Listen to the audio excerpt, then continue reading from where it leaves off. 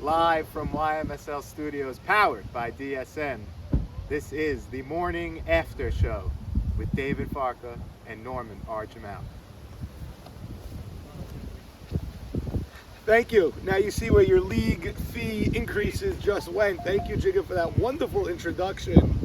The morning after, I think, is the pill that people take. Yes. After they're not careful the night before. But, okay, we're going to have to rebrand that. Or if you lose, you get swept. That's what it feels like. The morning after show. Farca, let's talk about your morning after. You guys ended the season on a high. The Hipsters were the talk of the town after you didn't just sweep, but you dominated the Brew Crew in week 7. And then what we saw was a complete flip turnaround opposite in the playoffs this past Sunday. Right to it, take it away. So we've had our ups and downs throughout the season defensively. Ali started it short and he ended up going to first base, and we missed Edmund, and we put Leo at short and went from second, and when we had Benz to go to second, and we were pretty much mixing and matching throughout the entire season defensively. When we finally settled down and we knew we solidified the defense, if this is going to be our defense going forward, that was against going into Brew Crew, and we played almost flawless that day. And then after we beat them, and whether or not people want to say that they weren't really playing for anything or they were, we don't know. All we know is that we played our best ball of the season. Right. And we were very happy and excited that we thought we finally solidified our defense going into the playoffs, which was perfect timing. Leo got comfortable at short, Ali embraced first base, Benster's going to play second base, and we said, okay, this is it, and Edmund was going to, he was there if we needed him, but we finally solidified after 6 weeks, this is going to be our defense alignment going forward, and we played phenomenal, and we said, okay, we're ready for a run. I have to agree with you that whether they were playing or not, when they're in the batter's box, they're going for a hit. And you guys made every play. So you whether they were playing or not, it was a chance for you to fix your defense, and you fixed it beautifully. You also went off offensively, and the rest of your team followed suit. You guys were hitting the cover off the ball on Memorial too. Like I said, maybe Leo was off, maybe he wasn't off. We don't know, but you guys looked good. Now you show up this week, ground ball to Pachoto, doesn't make the play. Ground ball to Nate, your teammate from swimming, breaks the wrong way. We started off the game with 2 errors. Two errors? We started off the game with 2 errors, and that's almost 3, because Nate Vitesh broke to the bag on a ground ball to his left, I guess, yeah, right? He was about maybe a foot away from it. Yeah, and he ran away from it. So that's basically 3 plays that could be outs or fielded or whatever. And then 3, so that's like 6 outs in the first inning, not the way to start. No, but we got away with giving up only 1 run, which was great. And, again, we came in on a high. We split every single week up until week 7, where we finally swept and played our best ball. Which is crazy. And then, your confidence is that is all, we're going into the playoffs on a high right now. This is perfect timing. Did it remind you of the Knights a little bit? Like you guys were it was different. You guys were below 500 on the Knights, but then at the end you got it together like at the perfect time. Did it remind you of that, or were you missing something on this team that the Knights had? I think the Knights was a better team defensively, all around. Yeah. But similar. We were 5-7 on the Knights. We ended up playing the Kakambas in week 7 and swept Killed them, yes. Right, we swept. Again, they were... They had the 1, they ended up being the 2 that year, but they were way ahead of everyone all year. Threat level jumped them that last week, but they were playing for nothing. They already had a bye. It was a different format, so they were one of the top 3 for sure. And you guys killed them, and it let you in the playoffs in that final week. Yes. And then bam, the rest is history. So I told this to my teammates several times throughout the season. I was in the World Series the last 3 years. I want to ask you about that also, yeah. And I told them the common denominator with all 3 teams being successful, yes, I lost in Game 5 last year, which was, tough, was defense. Swimming, arguably one of the best defensive teams of all time. I don't even think you could argue that defensively. Right. Defensively. Right. The Correct. offense, was UNZ. Let's call it what it is. Right. Yeah, Jigga had a big hit. T-Pop had a big hit. Yeah. Naby Role had a- players. yeah, Naby Naby had a great season that year. He batted over 400. Yeah, but he had that poke over right field. That was a big Huge, hit. huge. But the offense was UNZ. I mean, you look. I was at every game that season. There's no other way to look at it. You two played off the charts in the regular season also and the postseason. Your defense that year, I can't imagine any. I can't even put an all-star team together that has the defense that's swimming at. Yeah, so that that one was indisputed. Right, and then we had the Knights. We made the trade, and then we ended up moving around some pieces on that team as well. We put Henry at short. Huge. We moved Eshko to second, and then we had me, ABJ, and Marty. Again, arguably maybe the best outfield in history. Maybe they mentioned one other outfield with Ali Braha, Jackie Braha, and someone else. Maybe Right. it was a Nathan Towell or something. Who knows? I don't know, but it could be because. But let me tell you this: when you made that trade with the Knights, I said immediately, my initial reaction, which was wrong, was, why'd they get a center fielder? They have a center fielder. Why'd they get a shortstop? They have a shortstop. You guys made it work. Abe made J it work. moved to.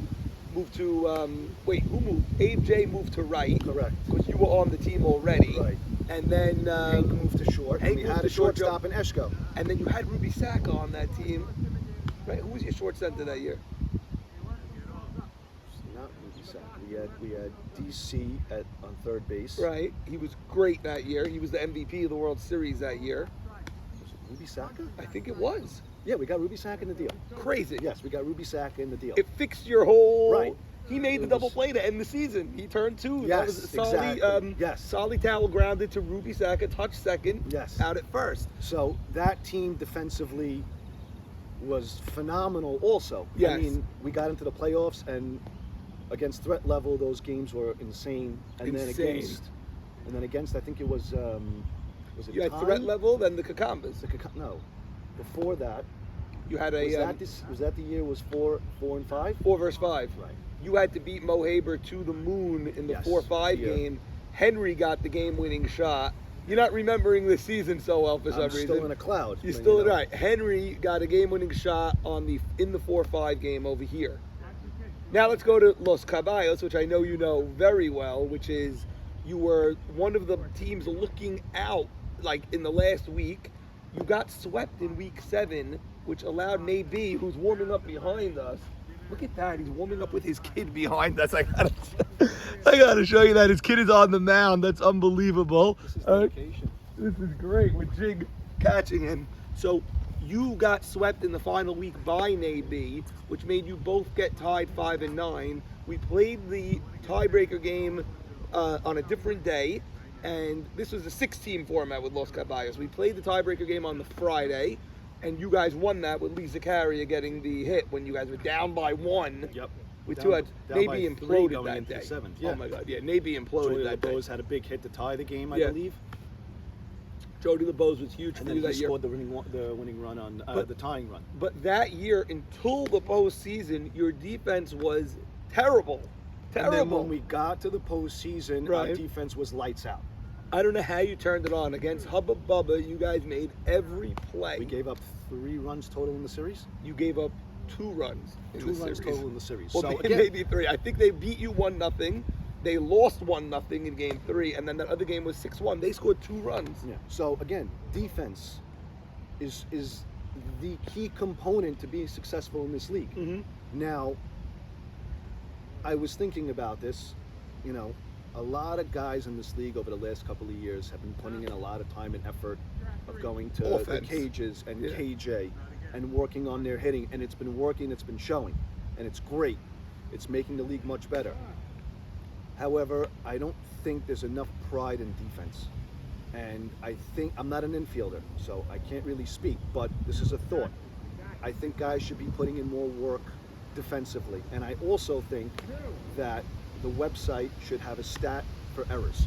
Because if I'm a second baseman, or I'm a shortstop, or I'm a short center, whatever it may be, and I go on that website and I made 4 errors that day, and I lead the league in errors, I'm gonna work on myself to get better. But how do we do that with Jay Money and, Arthur Tower, 12-year-olds? We're already abusing the umpires, although we got much better as a league, by the way. We're good to the umps now, I think. Yeah, overturn it, this, that. We try to sell them here and there. But overall, we're much more respectful to the umpires than we used to be. We used to kill them. But how are we going to let a scorekeeper now decide There's that? got to be something there that says error. But how could he decide on it? I guess if it's close, you give him the hit, and if it's a blatant error, you give him the error. But every time we're going to be, maybe in the World Series, when we have people here at all times, we could actually monitor it. Listen, I don't know how the app works on what the scorekeepers have. They have the ability to them. say error, and week 1 we had a scorekeeper. We had to fix his stats. He was putting in error and this and that. We're like, no. We just score everything as a hit. It's got to be equal across the league. Honestly, I think that's got to change. I don't know how you do it with the 4 fields. Let's do it for the World Series and see how it goes. But on the stats itself, just for historical data, don't we have to keep it as hits? Because that's how we've been scoring everybody always. You can keep it as hits, but you want to know who made the errors. But you know what? I just don't think there's enough pride taken in playing defense. Yeah. I think there's so much talent in this league, but the amount of errors is a lot. Typical routine ground balls. Yes, there's bad hops. Yes, everyone makes errors, but at the same time, you go back to my game just now on Sunday. We made a ton of errors. Yeah, you did. To open the game and then to continue the game. You also got completely... Eddie Harari was arguing balls and strikes. I don't know if he got squeezed or not. I have no idea. It wasn't the difference in the game. While I was there, he didn't get squeezed. The ball was high. He kept wanting this high strike, and he wasn't getting it. But he was getting rocked, man. There was some shots. Elliott Saka shot down the left field line. You couldn't even cut it off. No, that thing just took off when it landed. It was out there. The grand slam over Abe J's head. I'm telling you, I was there. That ball, you can't hear me because we have the music blasting in the background, but I asked Al Zolter right after, I go, you hit the top of the ball because you see the top spin. That ball is rising as it's getting to the outfield. It's crazy. It's like an Alonso home run, basically. The ball explodes and keeps going up. He was getting rocked. That was one of the longest... It was great. Maybe it was 20 minutes of my life. I mean, no outs after all of it is hard to believe. It was either a walk, an error, or a rope. Or a home run. Because there was nothing else. It wasn't an out for 15 minutes. It's just amazing that after each home run, you then see the walk, and you're like, here we go again. And then an error, and then another rope. And then Zolta came up. Saka hit the 3-run homer first. Right. That made it 7-3. Okay. That's their huge inning. They scored 4, 7-3. Walk, error, boom, this, that, grand slam, 11-3. After the grand slam, walk. Yeah.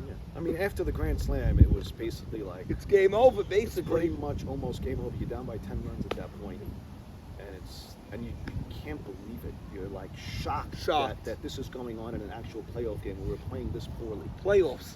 Where you got to take your game to the next level, where you got to be like really focused. During the season, okay, get me to the playoffs and we'll go from there. Everyone knows it's real when it gets to the playoffs, but we did not. But you guys scored 3. You did show up. Like, you put 3 on the board in the first. You needed to do that. You needed to jump ahead. When we did that, yeah.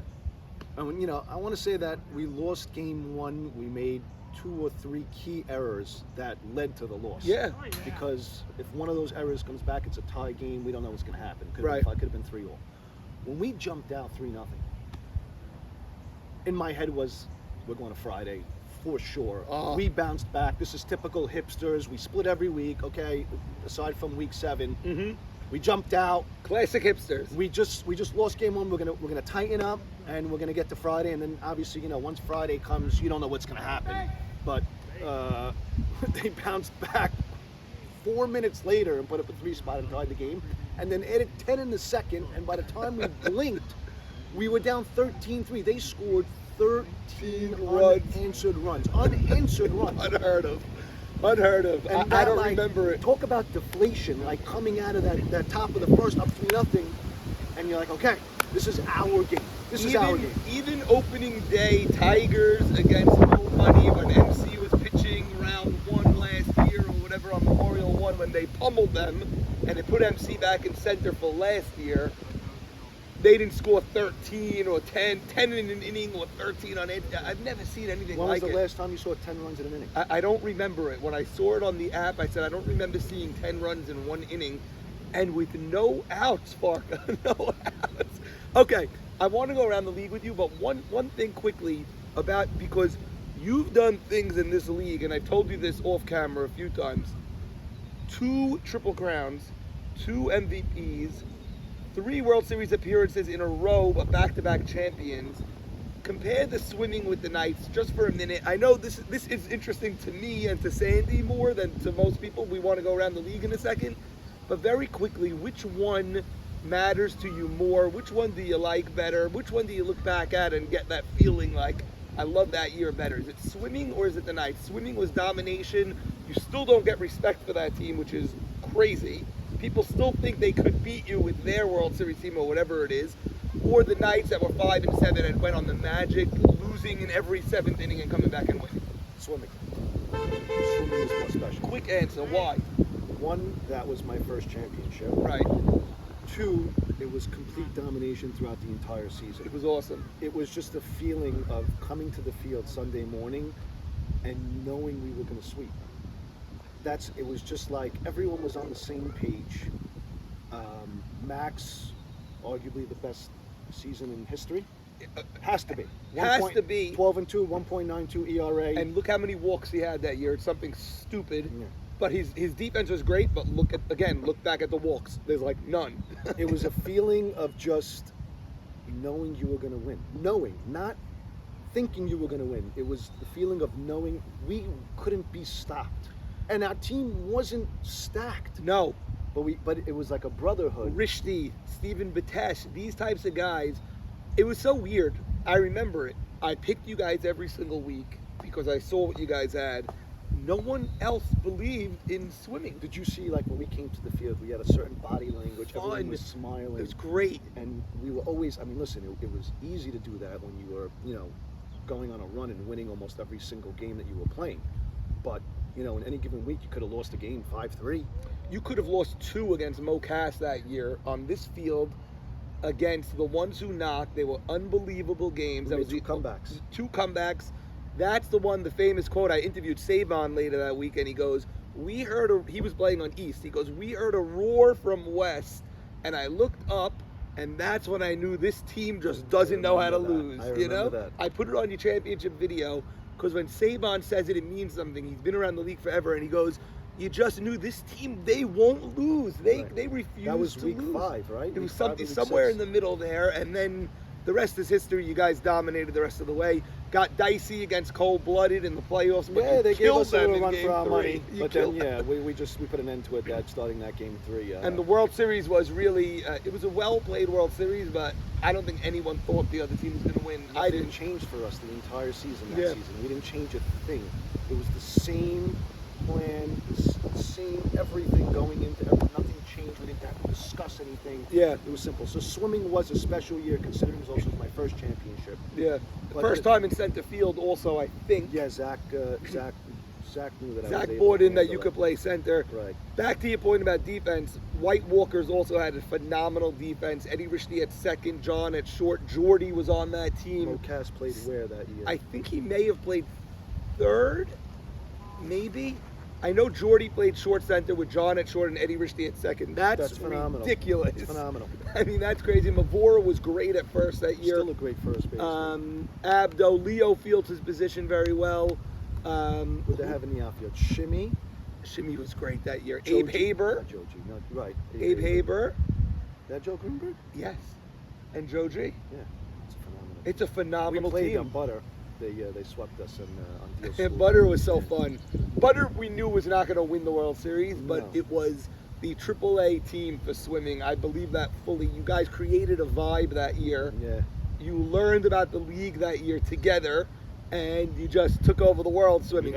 We added Max. On to this year. You knew what you needed to add, and you knew that defense mattered, and then you went from there. Okay. Could we go around the league this year? Let's go around the league. Let's start at the bottom, and then we'll work our way up. Chicago and Pickles. Give us your thoughts. for someone that's been in the league for at least 10 years now, let's say, or something like that, 8, 9 years, something like that. Chicago, Pickles. Did you ever see anything in the world like the Pickles going into a season without a pitcher? What do you think when you saw it? Give us your honest reaction on what you felt. It was just, it didn't make much sense considering that there was a pitcher available for them. I don't know the details on what their thinking was after Maurice took Jeffrey Saka, or if they. I originally thought when this happens, there's always a deal to be made within a few days, maybe a week. Usually within 10 minutes. Meaning Usually the team 10 that minutes. doesn't have the pitcher has to understand how successful can we win a World Series without a pitcher. We may win or go 500, but the question is, it's not about can a guy pitch. It's can I win the ultimate goal playing in this league. Can I win the World Series against the rest of this league with no pitcher, with no real pitcher? Not saying that MC can't pitch. I've never seen him pitch before, or Yak can't pitch.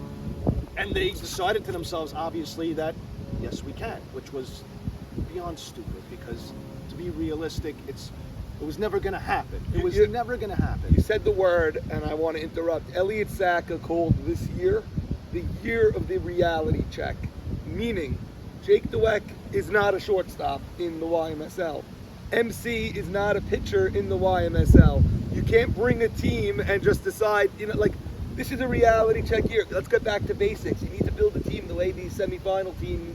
Yeah, if you're in for the long run, it's you gotta be able to build a team for the World Series, and you can't go to the World Series without a seasoned pitcher. And to credit Abadi and myself and Jig on the whiteboard, we said this team could get to the playoffs. Can they win a championship? No shot. They missed it by one game, right? Yeah, they missed the playoffs. I thought they were going to get in. Me too. I thought they were going to get in. I thought that they accepted the fact that Yak was going to pitch. He was pitching already for a couple of weeks. He did great, by the way. He did his job. He played. I mean, you played them opening day, so you don't really know, but he got better as the year went on. I mean, he's not going to win a World Series year one, middle of the year like that, but it's just not possible, really. Okay, Chicago, Joe G as captain. Many people say, Ishak took the captain spot from Farca.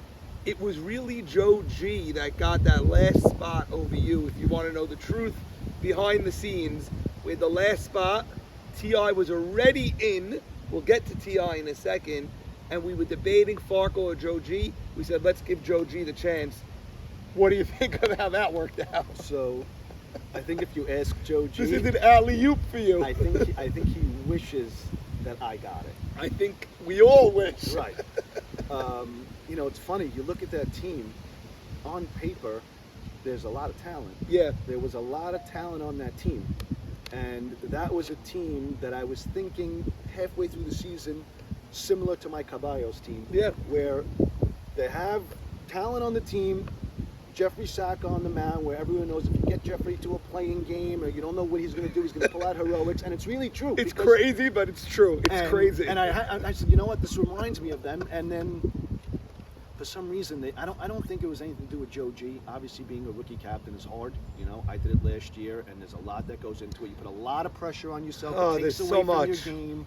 It takes away from your game. You got to please other people. You got to make sure, everything that goes wrong, you feel responsible for. And it takes a toll on you throughout the season.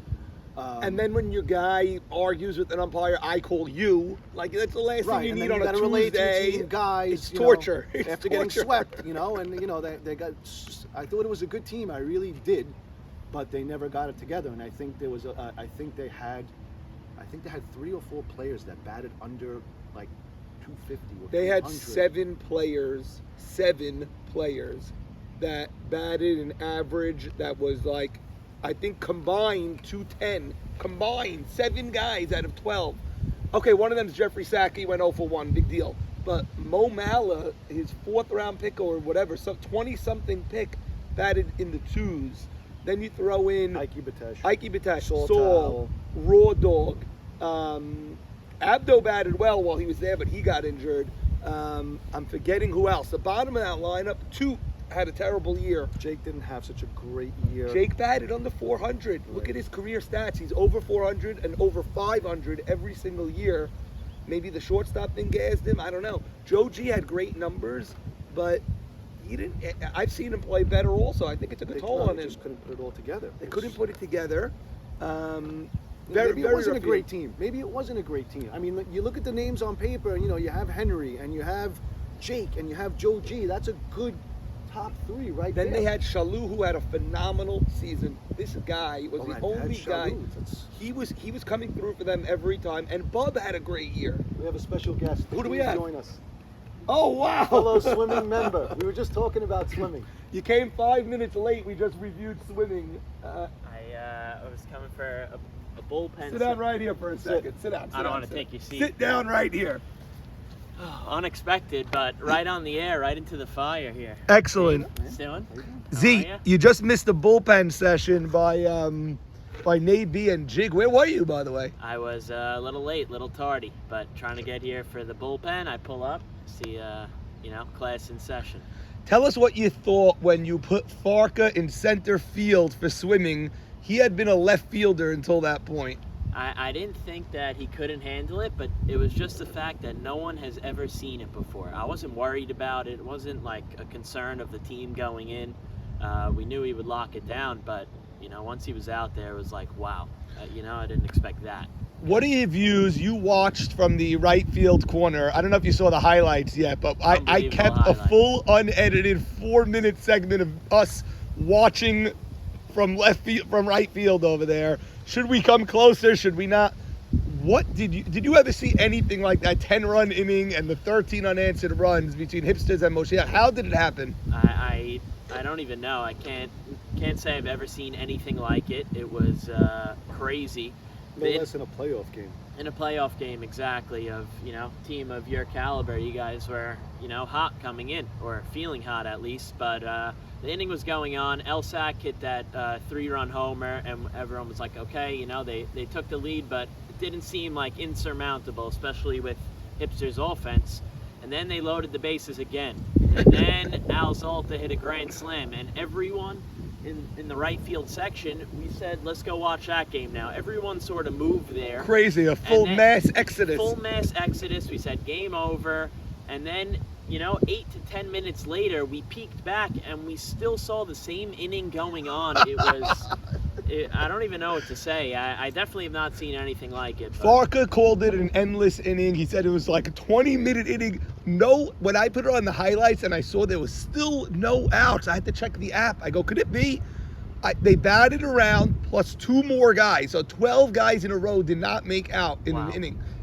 Unheard of. How many guys came to the plate that inning? It's got to be 16 or 17 guys. They left men on that inning. They almost batted around twice. I think they left the bases loaded that inning. Abe J kept just tossing the ball home. Yes. He just kept throwing home. To Moshiach's credit, I didn't see a tremendous amount of errors. Maybe 2, 3, but usually you see just like the wheels come off. They made the plays we did. It was very simple. We made over. But they also got hits in that inning. They hit Eddie. Elliot Saka, from what I know, didn't have a great hitting season. Did not. And when it counted, he was roping the ball. And I know I heard it on one of the highlights that he went to KJ and fixed something. Well, Eddie Harari likes to pitch inside, and he does not like to pitch outside. I caught him in a tournament 3-4 years ago, the CARE tournament or whatever. I played one year. I caught him. So now I'm going in, and I'm doing what I did for 12 years catching. And he kept telling me, no, in. He kept shaking me off. And I go, dude, I didn't know him yet. That's the day I met him. I go, you got to pitch both sides. He wasn't even in the YMSL. 2 years later, he joined.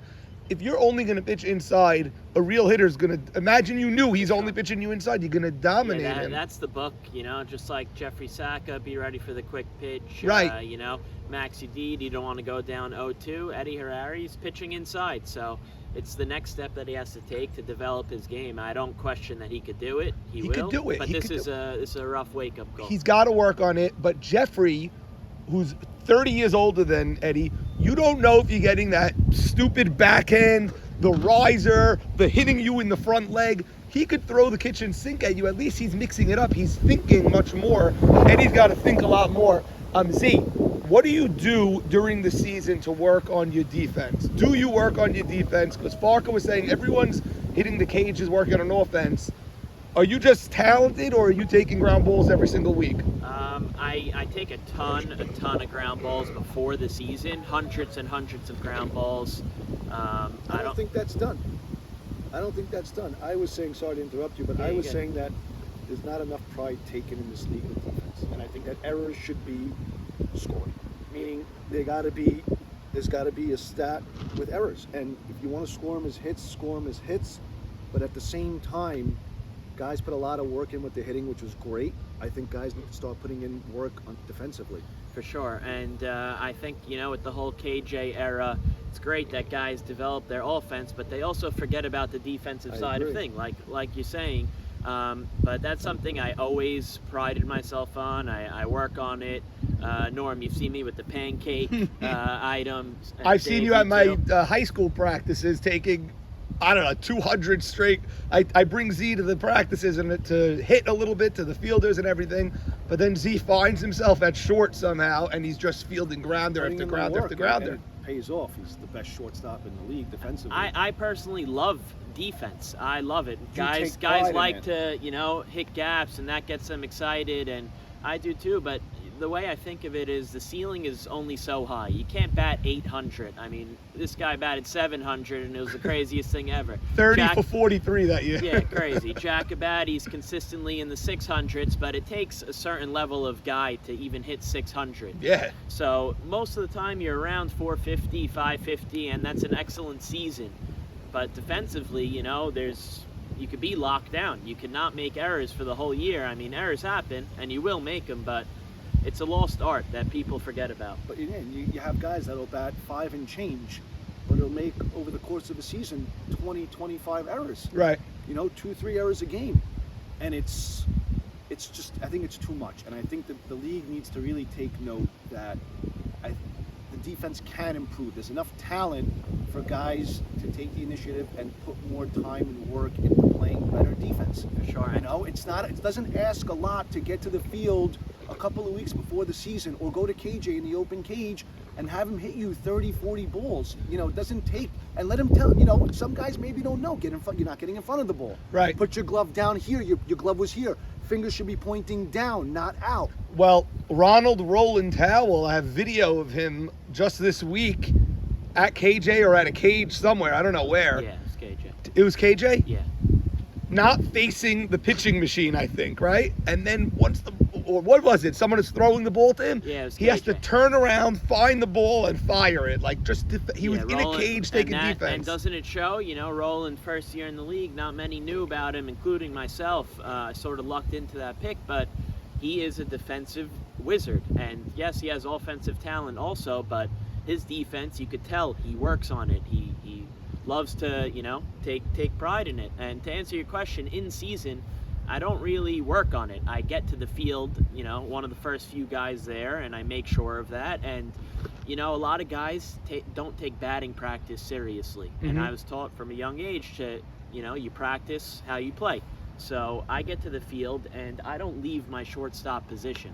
I don't leave it. I take as many ground balls, the guys hit it, I take as many ground balls, and then I'm game ready to go. So some people, they talk, they Yeah. mess around, they laugh, they like to joke around. I like to get serious. Both of you, I've never come to the field with the drinks or whatever, the bag, never come without seeing either of you both in your positions ready to rock and roll 45 minutes before the game, ever. I'm usually an hour. Yeah. You're an hour, you got to be probably an hour also, 50 Yeah. minutes to an hour also. 45 to an hour. at The least. way KJ was initially discovered, if you go back to the Abadi interview, was Abadi said, I realized I was coming to the cages, I was coming to the field, I'm getting 6 pitches from a guy that doesn't pitch, and he's pitching them up here and down there. That's right. So You're waiting that's on why. line, it's 8:48. Right. Starting at 3 and out. Three more. It's not enough. He said, I want to get real BP, so he went to KJ. That's how KJ was first initially Wow. discovered years and years ago. Z, any advice, not advice, any idea on how we're going to attack? Do you want to give away anything on how we're going to attack biblical coming up on Sunday morning? I mean, it's pretty straightforward, got to get out there and win the game. Win the innings, win the game. No real information to divulge, honestly, but listen, they're hot. They just swept for the first time all year, actually, so Let me ask both of you. You're both first-round picks. what do you think of the replacement of Nutty for Stephen Gindy? Because my phone has more messages about how do we approve Nutty than ever since the COVID year when we had to replace everybody. Ever since the complaints of Leon for Joko, which I know you guys are still in a dispute over, but ever since then, this replacement people were going nuts over. So what is your, did we give them a better player? What did we do? Nutty. I didn't see him. We played them week 2 when it was Steven. So I just know that the kid's a freak. That's what I hear. He's got an arm. Sick arm. I don't know. I can't answer. I never saw him play. I know Steven's a great player. Right. You know, He Steven played great is. against you. Right. Did he? Right? That was the week he made the plays. Because week Yeah. 1 he was not good. Yeah, he made his plays. Yeah, week 1 he played us. Week 2 he played them. So, Right. I mean, week 1 was a rough week for everyone. It was windy, cold, racetrack. Week You know 1. Nutty? I have not seen Nutty other than Sunday, watching from a distance. I mean, the guy looked like a real ball player. The He's ball- real. Ball comes off his bat, you know, something special, up there with the best. So I'm gunning a couple throws. Other than that, all I saw was his stat line, which was like, through 3 weeks, the guy was like 10 for 14, Yeah. slugging Great. 1,500 or something ridiculous. Mostly real hits also. He hits the ball very hard. I don't think it was such a crazy replacement, but I think it was a totally different player than Stephen Gindy. Yeah. Stephen Gindy is more of a contact guy, you know, good shortstop. Nutty's an outfielder This kid and hits sounds the like ball he's with 5'2". ridiculous power. Is he 5'2"? He seems to be a 5'2". He's a Seems to great base runner, by the So way. he's 5'2"? He's not hesitating between second and third. He knows to take the base, swipe a bag, Steven's whatever. great, but he's not 5'2". Right. Doesn't hit for power. Doesn't No. this guy's got Does a ton everything of else well. power. No, this guy was very, very legit. Hopefully he stays. Have you spoken to him at all? I haven't spoken to him ever, really. Right. I tried to a couple times on video, but then like something happened on the field. I don't know.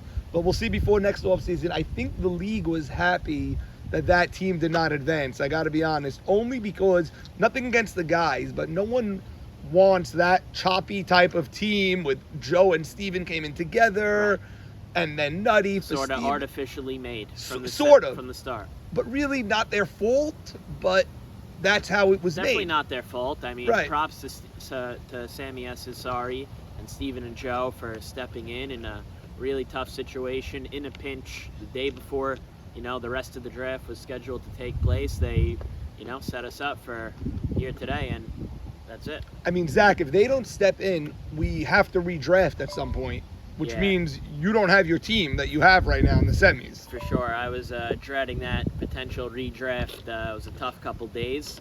Everyone thinking of solutions, and I really was against it because I didn't think I could get an AB again in a redraft.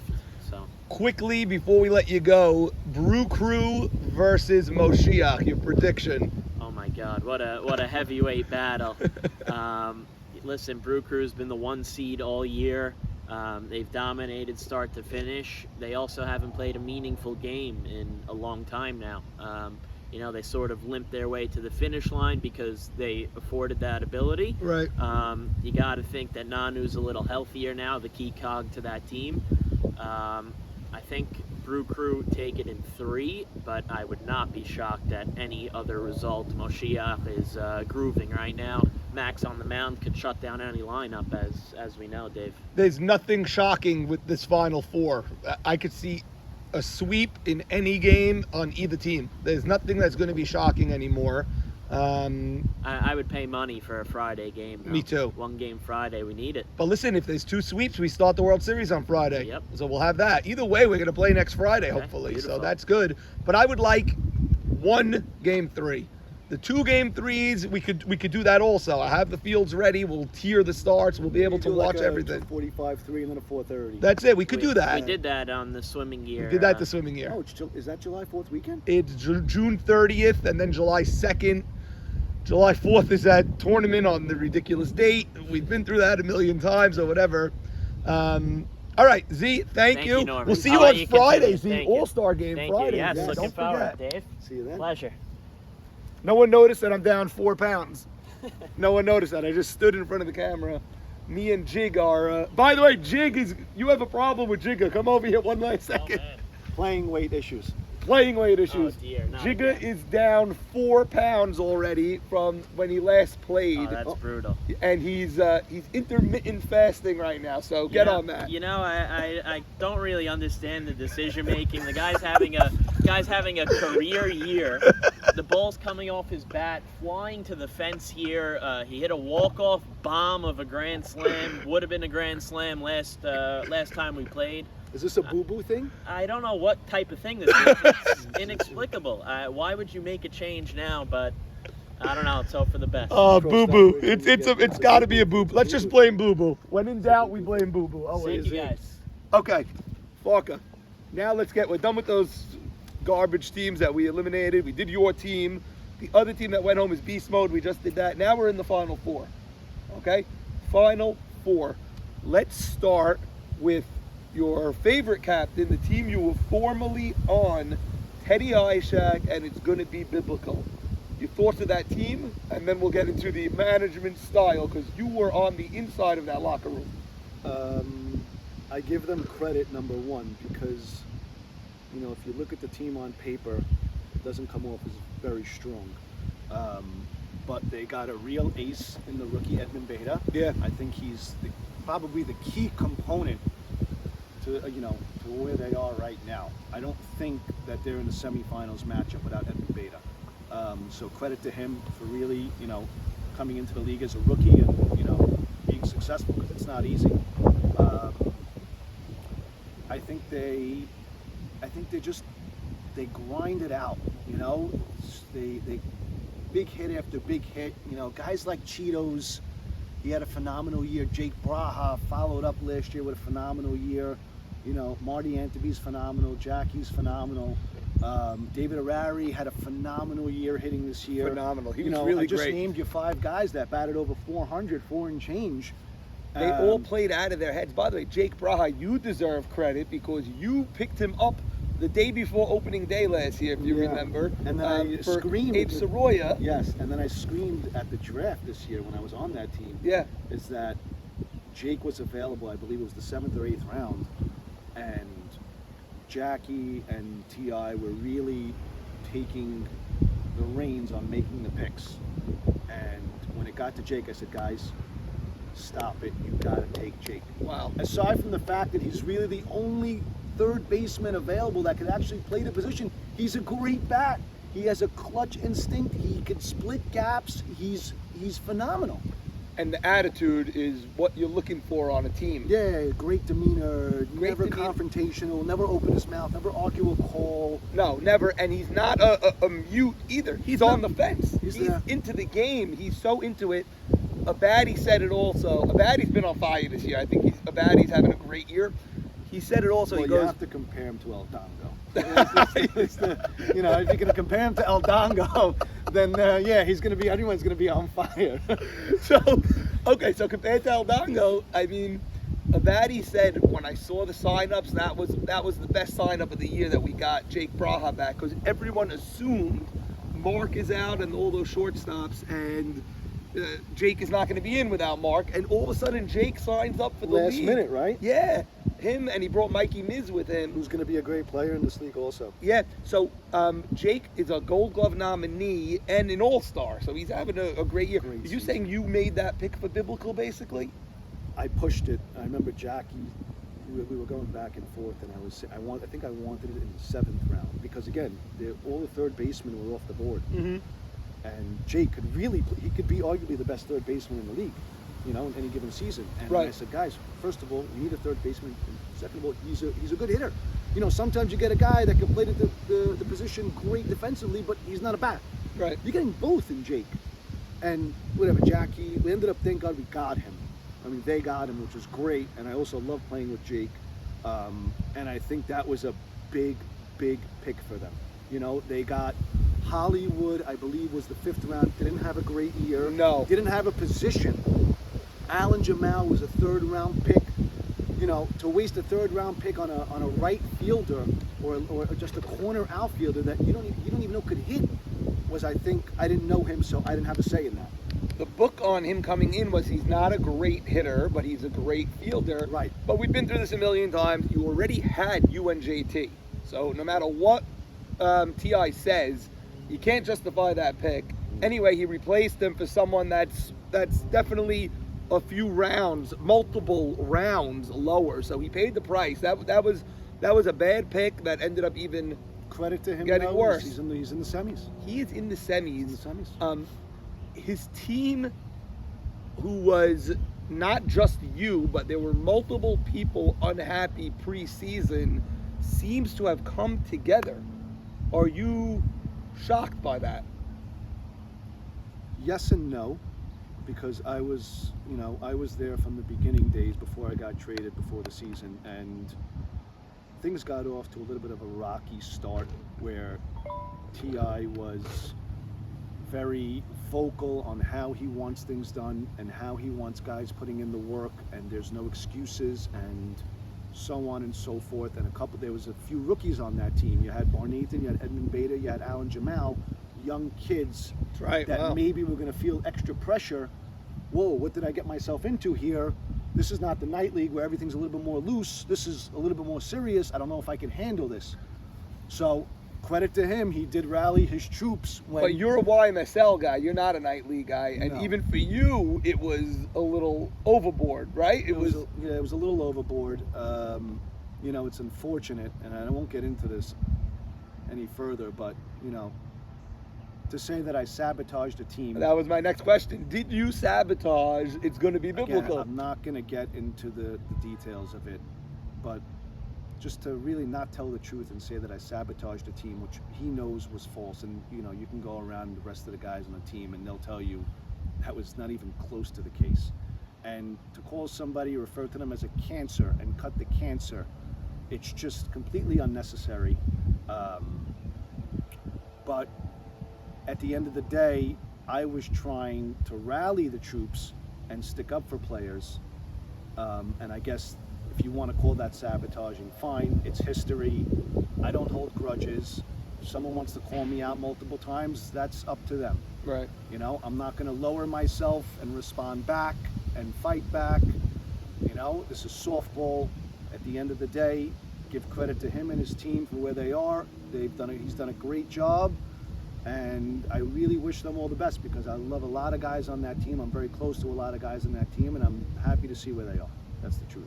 Okay, I mean, fair enough. There's nothing, I can't argue with that. I can't argue with that response. You could say, I'll say it for you. You could say, as I've opened up this show, you're a guy that has won in this league multiple times and has won MVP in this league multiple times and has won Triple Crown in this league multiple times. So it's not like you don't know what it takes to be great and to win as a team, to be great personally and to win as a team. So you can't, unless there's something that I don't know that went on, it's impossible to call you a cancer on a team. I mean, I should have asked Zach when he was here, would you call Farca a cancer on the team? I mean, I think if you go around the league. Right, so like, if I ask Ali, what is he going to say about you as a teammate? You've spoken to Ali. Yeah. And what has he said about me throughout the league? Unbelievable. He says, even though Farca goes in the first round, he's still drafted too late. So listen, again, there was a lot of false things that were said. Again, something happened. I won't get into the details. There was a specific day where there was a little bit of bickering in the chat, and I said something, and I basically said, both you guys stop it. And T.I. didn't like it and said, I'm going to do things my way. And I said, listen, basically in a very nice way, your way is not going to work. And he didn't like that. And 4 hours or 5 hours later, I get a phone call from ABJ, would you play left field? And I was like, first of all, I'm not being traded, because from what I knew, there were several offers for me that T.I. turned down at that time within that week span, pre-draft and post-draft. I said, 2, what's the trade? And he said, you for Marty. And I said, you're wasting my time. He goes, no, you're on the block. And I said, okay. Yeah, I'll play left field, no problem. You know me. Everyone in the league know me. I'll play right field. I'll play first base. I will catch. As long as you put me on a good team that I think is going to win, I'm there. I told ABJ this a different day, again, off camera. I go, it's amazing that you traded for him and he went to right on the night. Yes. And then he traded for you and you went to left. That's a lot of egos that have to be, you have to swallow your pride a little bit because you're both center fielders. You're both great center fielders. And both of you, I guess you just went with, AB was on the team, so I'm coming, I'm moving, I'm not going to disrupt it. And I knew that. And same thing the year before, he went to right. But that's what it takes to win sometimes. You got to play where it works best for the team, Back to T.I., I guess he likes to do the, I'm in charge and everyone's going to follow suit. So I wasn't trying to be in charge. Right. I wasn't a captain. It just happened to be where I kind of disagreed with him on certain things that he wanted to do things his way as a first-time captain. And again, it's his team, he's the captain. We just didn't agree. And the next thing I knew, I was on the block. I guess he didn't want to have to deal with that throughout the season. We didn't get into any type of fight or argument. But to actually just, refer to me as cutting the cancer and say that I tried to sabotage him it's unfortunate and it's sad that it got to that.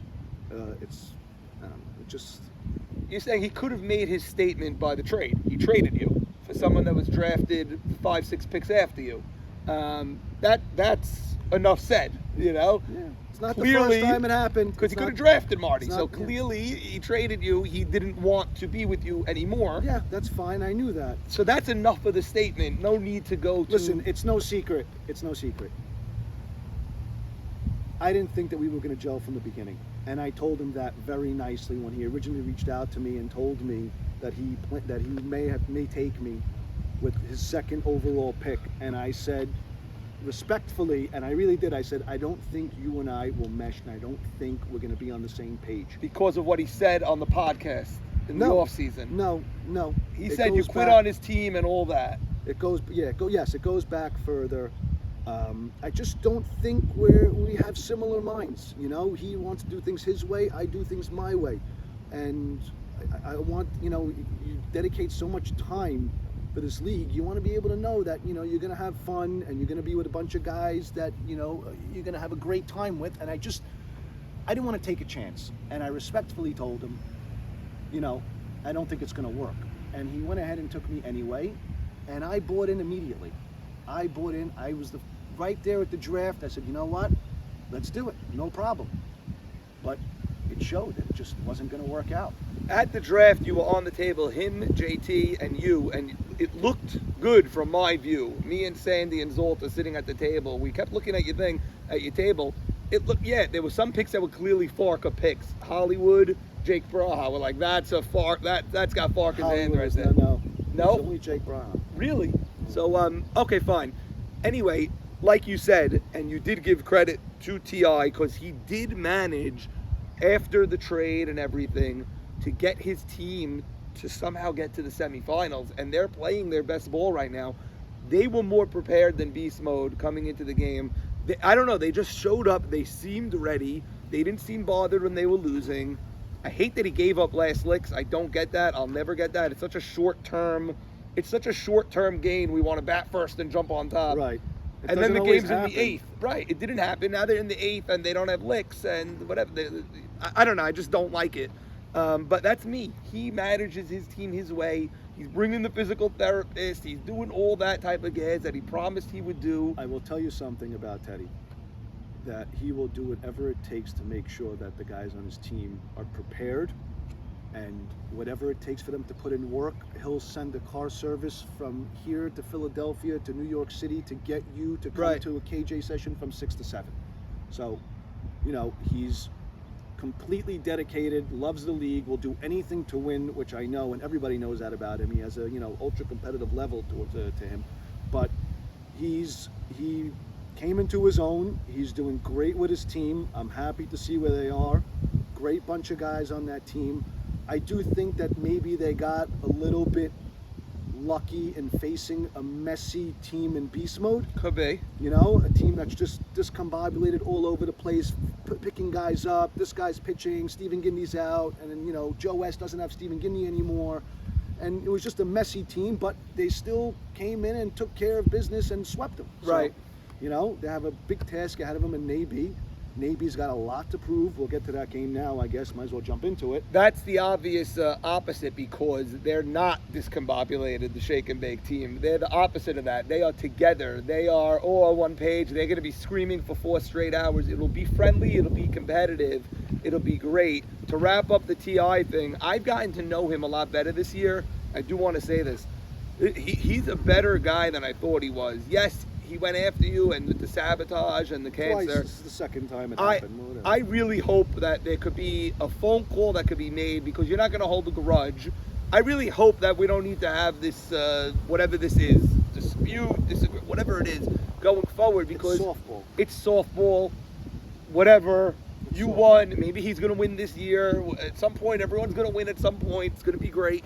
But there's no reason that there should be any ill will between the two of you. You're both great players, and you're both good people. I've gotten to know Teddy lately, like much more this year, because as a captain, as you know, I got to talk to these guys all throughout the year, and he really does care.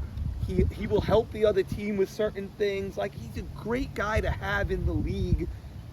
There's no reason for it to be bad. I just don't know why it has to get personal. It shouldn't get personal. That's my only question. I don't really care that much. I got over it. I just don't understand why it's the second time I'm being called out from someone I don't believe I did anything to. And I should have said, if he wants to say you sabotaged him, that's between you and him. I could let him say that. When he said he's the cancer on the team, I should have said something when I'm sitting next to you. Sometimes it's hard, you don't think of things right away or whatever, but I should have said that's going a little too far. I should have said something at that point. So I'm sorry to you for that, because I should not really have let that be said without at least a response. He could say it. He's a grown man. No, you're a grown man. I'm not going to censor anybody. That. Nobody was expecting that. I definitely was not expecting that, but said what it said. At the end of the day, it is what it is. It's softball. We're not going to really take things personal and move on. And I'll move on. And credit Marty Anthony, who got traded for someone who was drafted before him, started 1 for 14, and was the last guy off the MVP ballot. The start really killed him. He played like an MVP from week 3 to week 7. Phenomenal player, so Marty. Credit him. And by the way, I don't think he ever opened his mouth. No. It's something you just admire about him. He's all business. All business, all ball. Tough to come into a new team and then start 1 for 14, and then everyone's thinking we had Farca, this, that, or whatever. But okay, let's go to Shake and Bake. Basically, it's very simple. You have Biblical, who's got something going on, and then you have Shake and Bake, who's got Naby, who the league knows he's got something to prove. He's had a rough 3 years now going where he was captain, so we'll give him that. But he's still Naby. He's got a great group of guys behind him. But I think he's going to really have to take it up a notch. And I don't know how he does that, because he's probably the best pitcher in the league. But at the same time, playoffs is just a different animal, and you have a hungry team in Biblical right now who won they beat every team. Yeah, they beat every team. Great point. So it's an interesting series. They beat every team. They beat every team. So, and Shake you know what? They get swept this year? No, right? No. They also beat every team. Okay, good. And Edmund Beta is no slouch. He could shut down that lineup, and that's a good lineup. You have Zach, and you have Saban, and you have Mocas. I think everyone in the league is expecting a little bit more from Saban come playoff time. I know he declined a little bit, but this is his time to shine, to make up for having such a little bit of an off season. Come through in the playoffs with some big RBIs when Zach gets the second, and you're going to bring him in. It's so weird to me, like when you on Caballos are not batting 500, when Saban on Shake and Bake, when you see guys every single year do something, and then one year I don't know why.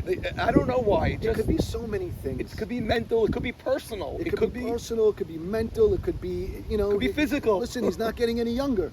That's it could be number one. age. It could be anything. Number two is maybe he's dealing with some kind of small pain that you don't think is bothering you, but maybe it really is. You know, Right. Sometimes you have a bad leg, but it doesn't. And a guy like Saban is not one to complain about injuries. No. This guy will show up to the field in No doubt. crutches and play. So, listen, he's still one of the best hitters to ever play the game. Oh, for sure. Uh, He's walking into the Hall of Fame 5 years after he retires. I'm expecting him to have a big series here, you know, and he's the meat of that lineup. He's the RBI guy. He's got to put it together him. for them now. They're relying on him. They're He's relying got to on him. protect Zach or Mocas or whatever the lineup they go with. He's the guy. It's not going to be Jigga protecting Zach. You know, it's got to be Saban. Well, that's why he took him. Yeah. You know, he took him because this is going to be my protection, and this guy's probably arguably the best protection to have in the league. And he's not even just protection. This guy won't just play small ball and hit the ball to the right side or hit a fly ball. He'll rip a double into the gap, or he'll hit a base hit. He's a phenomenal hitter. He's a lifetime, probably 450, 500 hitter. So but he's got a chance now. But, you know, to have Mocas, who I said this the last time I was on the air, has really made big improvements with his hitting. You know, last year he was phenomenal. This year he's great again. And then they have Jiggs, who's hitting the ball great. Best he's ever hit. You know, Naby is a good contact hitter. Yeah. Loudon they have. Loudon could blast the ball at any point. You know, it's going to be an interesting series. Here's the thing with Naby. If I'm Jigga, I'm telling him, we don't need you to elevate your game right now. We need you to not walk people at the bottom of the lineup. That's been his Achilles heel. Right. Walking Jody LeBose, who's awesome. Walking, like Jody LeBose is the best hitter, but like he can't walk on Biblical, let's say, coming up. You can't walk Sabag and Hebrew Hammer or can't. Edmund Beta or T.I. himself, who's drawing a ton of walks the last few weeks. You can't walk these guys. Trust your defense. Their defense is not locked down. It's not phenomenal, but it's locked down at shortstop. It's locked down at short center. It's locked down in certain spots. Right field, Carlos Abadi's been the best right fielder this year for sure. He's got to trust his D. Just pitch like Naby without overthinking it and not getting in trouble. If Naby doesn't walk people at the bottom of the lineup, I believe Shake and Bake advances to the World Series. That's going to have to be on Zach. You know, Zach's going to have to tell him, listen, over the last couple of years, it's no secret. You're having trouble with the bottom. Last year with Caballos, you know, we were down by 3 in the 7th. And Lee Zaccaria should never bat in that inning. No, he should have not. He was your leadoff guy, Lee? Yeah. Crazy. We had 7, 8, 9 up, I think, I believe, or 8, 9, 10, whatever it was. And you got Lee Zaccaria batting with the man on second and third, and he drove 2 men home. So again, that's why I started off this whole Naby thing, was that he's got a lot to prove. And like you said, don't walk the 8 or the 9. You know, trust your defense behind you, and know what you got to do to just get to the World Series, because again, that's the ultimate goal. So it's not just doing what you need to do and then whatever happens. You got to elevate your game, and a lot's riding on this because he's had a rough 3 years, and he's on a great team now, a team that could definitely win the World Series. Yeah. But they're going to have to ride him. So you can't give up Oppos when you have the chance. Zach with Naby, with a decent defense and a very strong offense and an experienced roster. A good locker room. A good locker room. Is very important. Yeah. And Saban hasn't, I mean, I don't know, but Saban seems like he's happy, you know, and he's very adamant on how he likes things done, and he seems like he's happy. And Aharon leading off, having a sick year. I forgot about him for a second. And the steal in Roland. Every championship team needs that steal. Brew Crew has Mickey Towell. You know, every team needs. You got to get lucky. You got to get a steal. You got to play well. All of it. Brew Crew, Moshiach. Zach said already. Brew Crew hasn't played a significant game in a month. Can they turn it back on right now? And you have Moshiach, who looks like the greatest team in the history of sports coming off a Sunday. I'll tell you what, Moshiach is coming in with the most confidence out of all 4 teams. They just annihilated us. Max pitched great, good enough, but I think the key for them was Elliott Saka turning the corner and coming back around. Yeah, it's You know, huge. Maurice, he was his 3rd or 4th round pick, and he didn't have a great season offensively, but he was crushing the ball, and it showed. And then Charles Saka hitting the ball, had a great hitting season this season. Maurice has got that team. They are dangerous, and I would not be surprised if they swept. I would not be surprised by any result. I'm telling you, I thought of every possible result. I can't be surprised. These 4 teams are all ready to sweep. They could all sweep. I would not be shocked. Mo Haber, really just unbelievable. He switches the lineup late in the year, moves Buka from 1 to 3. Now he's going Juber, Elsack, Buka. And it's just working out perfectly. Juber's hitting all year. Elsack turned it on all of a sudden. That's the key for them. Buka driving in runs instead of leading off now. He also switched. He put himself in front of Max Yedid. He himself is hitting. Al Zolta, as you saw, hitting. It's just a lineup that doesn't end. You get to 9 and 10 and you're dealing with Zeke and Avi Dweck. Avi Dweck's a great hitter. It might be the best lineup of the remaining teams all of a sudden. It's very balanced, that's for sure. It's not top heavy. Right. It's very balanced, 1 through 10. And then you got Max, who's been there and done it so many times. And you got a great leader in Maurice. And then you have Brew Crew, who's obviously, listen, they were 10 and 4. They were cruising throughout the entire season. Yeah. Week 7, we swept them. Didn't matter to them at all. They still locked in the 1. But time off, and your last 2 games that you played, you didn't really play well. Right. You have to think, what's going on in their heads? Are they able to erase that and say, boys, let's go back to the ball we were playing for the first 6 weeks where we were pretty much unstoppable and just continue it? Or do you go in and say, whoa, we haven't played in 2 weeks. We got swept the last time we played. And we're playing, I think, the hottest team in the league. Right. They're the hottest team in the league. They're on fire. They're feeling great. I mean, They're feeling phenomenal. They're feeling great. And Yedid, man, he was changing speeds. And Mo Haber's in the right head also. He did not stop talking the entire day. What was he saying? What? I don't know what was coming out of his mouth, but from beginning to end, I don't think 30 seconds went by where he was not speaking or talking, whether it was on the mound or in the dugout. And he wasn't saying anything, you know, dancing and singing whether it was also. singing Moshiach or trying to rally his guys, that was pretty much. But he did not. I've never seen Max like that. Right. Max is usually all business, but he was on the fence and banging and trying to get everybody going, and it worked. It really did work. You know what? I feel Max had a better team last year than what they showed. They laid an egg on the Toledo Mud Hens. They just gave that season away one day out of nowhere. They were like a good team. They were good. Mo Shama, and they had a bunch of leaders on that team with Max on the mound. One day, they played at a weird time. We started at 11 or something, and boom, they were gone. To me, that's a wasted opportunity. Facing a team that had no business being there. Exactly. Really. And I think this year he's got to know this team is World Series worthy if they really focus and get it together. And then once again, you have the overlooked pitcher who always gets overlooked. The guy who's won 2 of the last 4 championships in Leo, who, I don't know, we're just going to continue to overlook him and see him win the World Series again. What's it going to be? That's the thing with Leo, is that he always has a phenomenal team because of where he goes. Right. The team, the core is already set offensively, defensively, and then you get Leo, where he shouldn't even go that late. He's always going to be on a good team. This team, Dano, tremendous captain,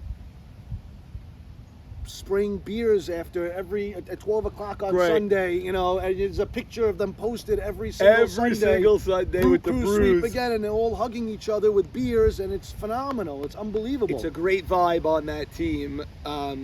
they're going to try to say that your game didn't matter. Of course, you Right. would say the same thing if you were them. But it's not fun and games anymore. No. It's not fun That's and it. games. Here we So go. all the beers and all of the laughing when you come in and you're sweeping a depleted beast mode or a pickles team that is also was in disarray with no pitcher. It's not the same anymore. So the question is can that team really? Again, they're playing the hottest team in the league. It's got to be Jimmy. It's got to be Jimmy. Nanu had played above his head this year. I think Jimmy has to take over. Max versus Jimmy matchup is the key to me. Your prediction, please, in that series. I'm gonna go Moshiach in 3. Wow. Moshiach in 3. Yeah. Okay. I think Brew Crew wins game 1. No. I think Moshiach wins game 2. Wow. Maybe 8-2, whatever, something like that. And then I think the Friday game, I think Moshiach pulls it out. Okay, so you're officially on the media arm. You're giving us a crazy scenario where Brew Crew is a game away from the World Series. Heartbreak Hotel, as Dano says, they lose the next 2. Yeah. All right, my predictions are to follow. I got to gather the predictions from my league analyst, El Dongo, and Abadi. By the way, I never listen to their predictions till after I do my own. Right. So you know what I'll do? No, I don't want to do it now because then I got to cut the film. I'll do it in my next video. I have my predictions ready to go. But Farca, you've said it all. Is there anything else you need to either predict, get off your chest, analyze, anything you have to say? No. Otherwise, live. Just Yes. best of luck to the 4 teams remaining. You That's better really be it. in. You better be in the stands. I don't No, want to hear I'm you gonna at be the there. golf course because Listen, this is we've been not- watching you the last 3 years go all the way to Game 5. So That's- we expect you here. That's why this one stings. It's 'cause Yeah, good. So let it sting. My golf buddies, just to end off, were like, "Why are you usually go all the way into?" I said, "The last 3 years, I Right. went all the way in. You go to the World Series, you go to Game 5. That's another 3 weeks from now. Yeah. You got time. We got time. So I'm not really used to this. I have some extra time off. It's unfortunate, but we learn from our mistakes and hope we do better next year. But best of luck to all 4 teams remaining. It's going to be, there's no clear. It's going to cut. be biblical. What? No, it's gonna... not. It's there's no clear cut. There is no clear cut favorite. I agree. You got Moshiach who's hot, Biblical's doing something right over there, and then you got Nabi, and then you got Brew Crew who's popping beers left and right. So this is going to be fun to watch. I will be there. I will be there. Let's just hope it's clean, good, close games. I had fun doing the video of 17-7. I'd rather do a 3-2 game now. Let's go. I want 3-2 ball games across the field. And clean defense. I want to see some good good defense, clutch hitting, crazy plays. Like we always say, something crazy and unpredictable will happen. gotta Which hope team for will it weather. benefit? We don't know yet. You have to hope it's you. From Fireman's West. Happy we got Zach in here a little bit also. That was fun. We had 6-1 with the introduction. It was nice. Yes, with David Farca. Great job as Thanks, always, man. Farca. You're awesome. Good luck next year. Maybe you'll win it all again next year. But this year you're going to be in the media booth with me. Spectating like the rest of us. Maybe I'll take over El Dongo's spot. And we'll see you one last time tomorrow Hopefully. in the All-Star game. Hopefully. We'll see you there Weather out in the pending. outfield I'm and excited for getting that. some That's big about hits. it. I'm excited for that. That's going to be a lot of fun. Good little addition to the league we haven't had in a long time. From Fireman's West with David Farca, I'm Norman Jamal. We'll see everybody tomorrow for the All-Star game and Sunday morning for the semifinals. Thank you, Dave. Great job. Is that the longest one ever? That'd be long.